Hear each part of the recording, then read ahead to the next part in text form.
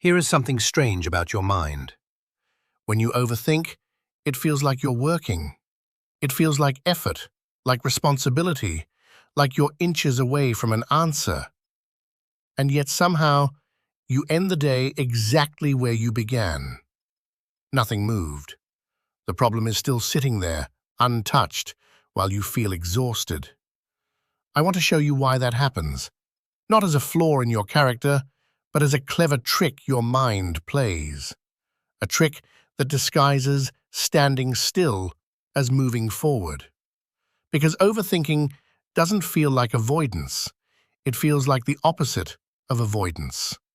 And that disguise is exactly what keeps you stuck. Let's start by separating two things that look identical from the inside.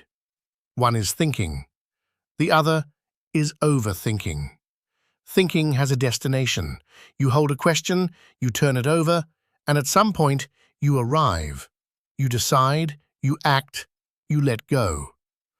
Overthinking has no destination. It only has motion. You hold the same question, turn it over, and then turn it over again and again, polishing it until it shines, but never setting it down. From the outside, these two look the same. Both are quiet, both are still, but one is a journey and the other is a treadmill. And a treadmill, remember, is designed to give you the feeling of running while keeping you in one place. So why would your mind choose the treadmill? Here is my thesis, and I want you to sit with it. Overthinking is not a search for the answer. It's a strategy for postponing the moment you'd have to live with one. Because the moment you decide, you become exposed. You can be wrong. You can fail. You can be judged. But as long as you're still thinking, none of that can touch you. You're safe in the workshop, surrounded by tools, surrounded by the appearance of progress. The mind has discovered that thinking feels like courage while costing you nothing. And anything that feels like courage but risks nothing will become addictive. Notice what actually moves a problem forward. It's almost never more analysis. It's a choice, a small, irreversible commitment to one path over another. That's the part that has teeth. That's the part that can hurt. And your mind knows this. So it offers you an endless supply of substitutes. One more consideration, one more angle, one more conversation in your head where you rehearse what you'd say. Each of these feels like getting closer. But watch carefully. None of them require you to commit. They are all motion before the cliff edge, never the step off it. You can spend years at that edge, busy, sincere, and completely still. There's a reason this loop is so sticky, and it has to do with relief. When you're anxious about something unresolved and you start thinking it through, you get a small hit of relief. Ah, I'm handling it. That relief is real, and it's immediate. But it's the relief of opening a window, not fixing the leak. The underlying problem hasn't changed, you've just eased the discomfort. And because the relief fades, you have to think again to get it back. So the loop rewards itself. Every lap around the track buys you a few minutes of feeling productive, which is exactly why you keep running. You're not solving, you're medicating. Let me name the quiet lie at the center of all this. The lie is, when I understand this completely, I'll be ready to act. It sounds reasonable, it sounds careful, but it's a trap. Because complete understanding never arrives. There is always another variable, another what-if, another scenario you haven't war-gamed. The world is too large to fully model in your head before you move. So, if your condition for acting is total certainty, you have quietly set a condition that can never be met. You've made thinking the price of admission to a door that will never open. And the part of you that's afraid knows this. That's why it loves that particular lie. I want you to feel the difference physically. Bring to mind a decision you've been circling for weeks. Notice how, when you think about it, your mind speeds up, branches, multiplies. Now imagine actually choosing one option, out loud, today. Notice the spike of fear. That spike is the truth. That's the real edge of the problem, the place where thinking refused to take you. Everywhere else was scenery. The overthinking was never confused about the answer. It was avoiding that exact spike. And here's what's almost funny. The spike lasts seconds. The avoidance can last years. You trade a moment of fear for a lifetime of low-grade, exhausting fog. Your mind isn't malfunctioning. It evolved to keep you safe. For most of human history, hesitation was cheap, and mistakes were expensive. But you've inherited that machinery for a world it wasn't built for. Most modern decisions are reversible. Most mistakes are survivable, even useful. Yet the old alarm still treats every choice like a predator in the grass. The loop isn't a sign you're broken.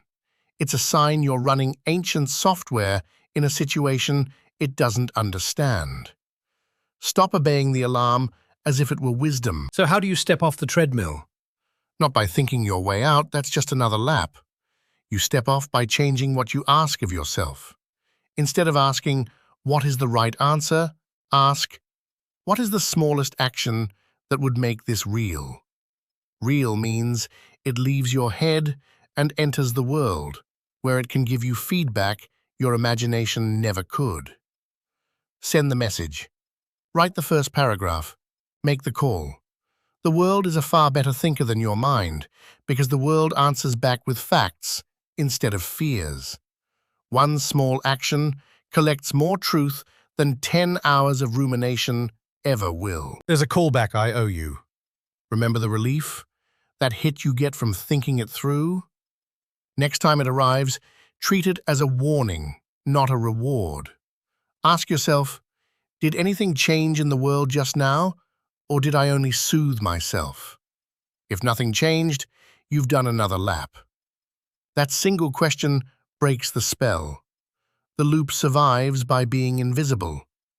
Once you see yourself running in place, it loses its power, and so does the temptation to dress that running in place as something careful and responsible. And I want to challenge the idea that more thinking makes you more responsible. Often the opposite is true. Think of the person who never sends the application. The resume is almost perfect, just not yet. That caution looks like care, but underneath, it's fear wearing a respectable disguise. The most responsible thing is to act early enough to learn and adjust, not to perfect a plan for a world that won't wait.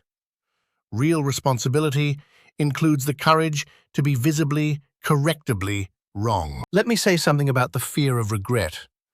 The engine under the hood. You overthink to avoid the path you'll regret. But not choosing is also a choice, and it carries its own regret. Quieter, slower, but heavier. The regret of the thing you never started. Invisible costs are still paid. You are always choosing. The only question is whether you choose on purpose, with your eyes open, or by default, by drift, letting the treadmill run until the option expires. So practice a different relationship with not knowing. You don't have to resolve the uncertainty before you move. You can move while carrying it. That's what courage actually is. Not the absence of doubt, but action that walks alongside doubt without waiting for it to leave. A tradition of thought that Watts drew on holds that the mind, turned inward to examine itself, always arrives one step too late. The doubt may never leave. It doesn't need to. You can decide while afraid, act while unsure. Clarity usually comes after the action, not before it. You act, and the acting clears the fog. So let's gather what we've drawn. Overthinking feels like solving because it borrows the look of effort, the feel of responsibility, the relief of motion. But it's a treadmill.